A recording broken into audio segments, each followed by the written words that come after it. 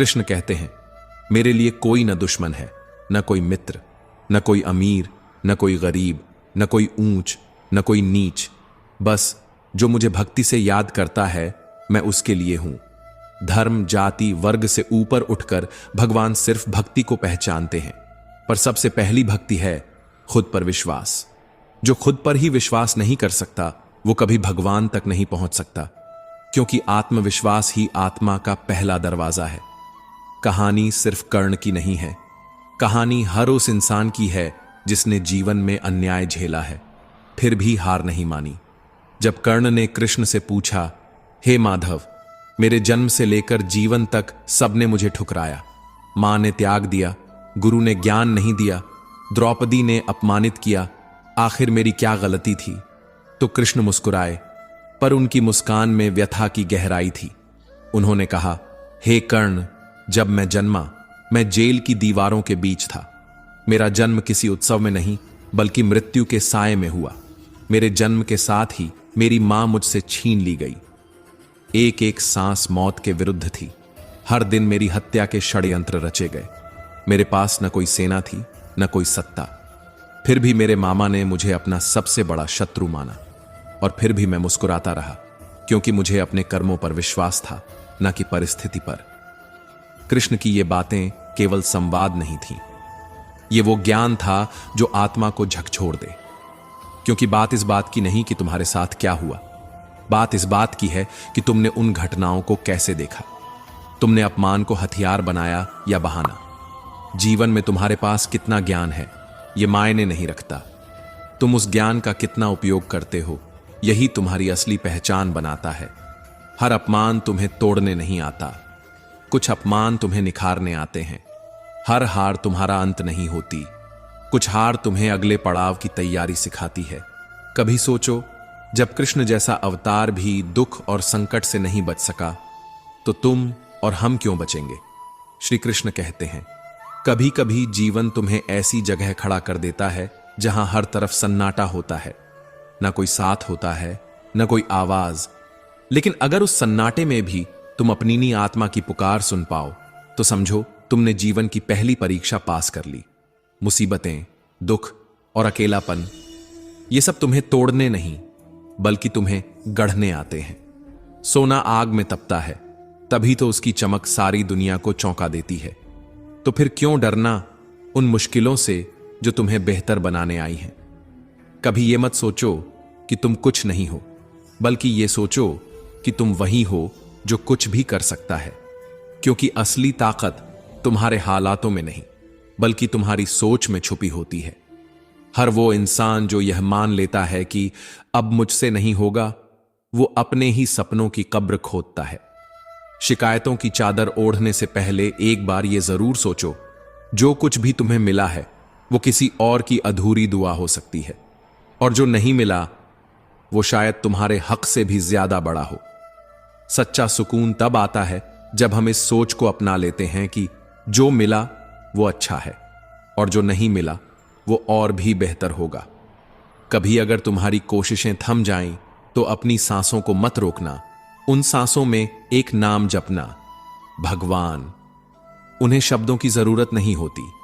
तुम्हारे आंसू, तुम्हारी खामोशी, तुम्हारी टूटी हुई रातें, सब कुछ सुन लेते हैं वो। क्योंकि जो लोग प्रार्थना करना जानते हैं, वो कभी भी हार नहीं मानते, और जो लोग हार मान लेते हैं, वो कभी सच्चे मन से प्रार्थना नहीं करते। जिंदगी में जो लोग मेहनत नहीं करते, वो ही सबसे ज्यादा शिकायतें करते हैं। उन्हें लगता है कि सारी परेशानियां सिर्फ उनकी हैं। लेकिन जो लोग चलते हैं, वो रास्तों से नहीं डरते। भगवान इच्छाओं को नहीं, कर्मों को देखते हैं। तुम जो चाहते हो वो जरूरी नहीं मिले, लेकिन जो तुम करोगे उसका फल जरूर मिलेगा। तुम्हारी मेहनत अगर तुम्हारा अस्त्र है, तो यकीन मानो सफलता तुम्हारी दासी बन जाएगी।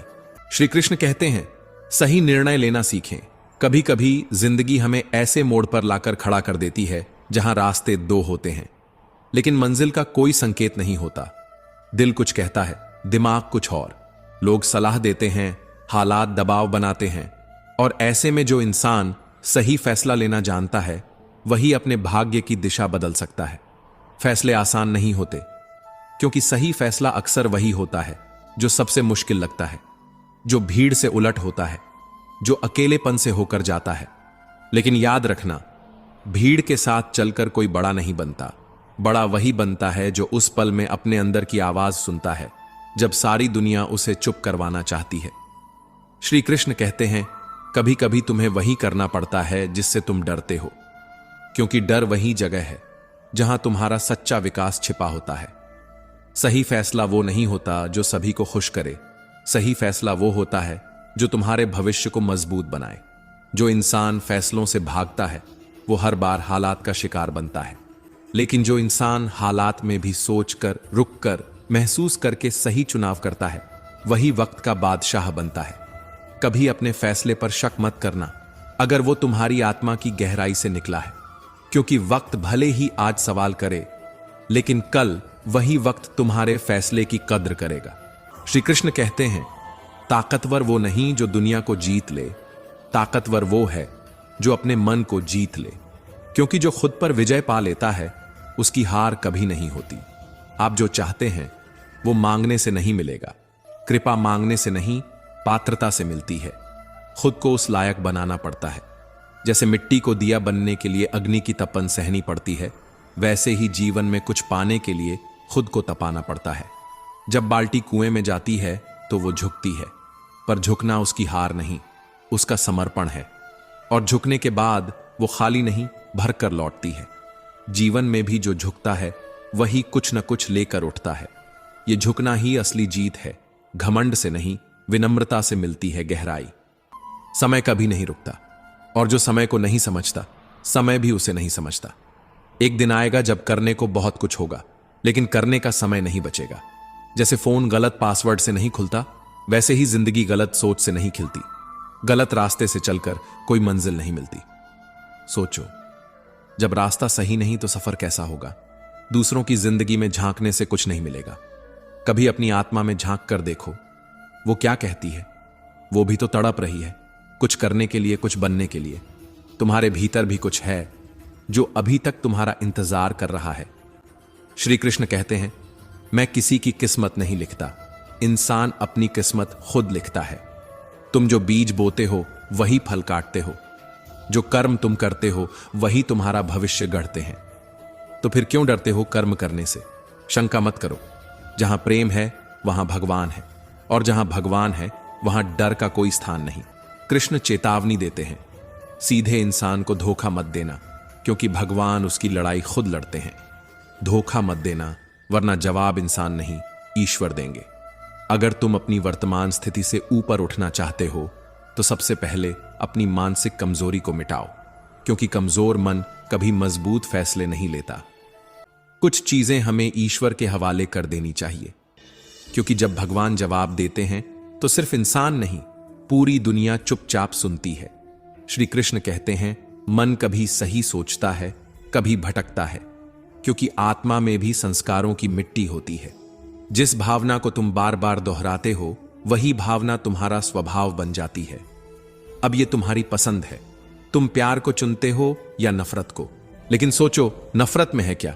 जो दूसरों के दर्द को महसूस कर सकता है वही सच्चा भक्त होता है। भगवान हर कण में बसते हैं, हर जीव में मौजूद हैं। तो फिर यह कैसे संभव है कि तुम किसी को दर्द देकर भगवान को प्रसन्न कर सको? अगर तुम्हारा व्यवहार किसी छोटे जीव को भी आहत करता है तो समझो तुमने ईश्वर के दिल को ठेस पहुंचाई है। जिंदगी को उस जंगल के पौधे की तरह जियो जो आंधियों में भी झूमता है।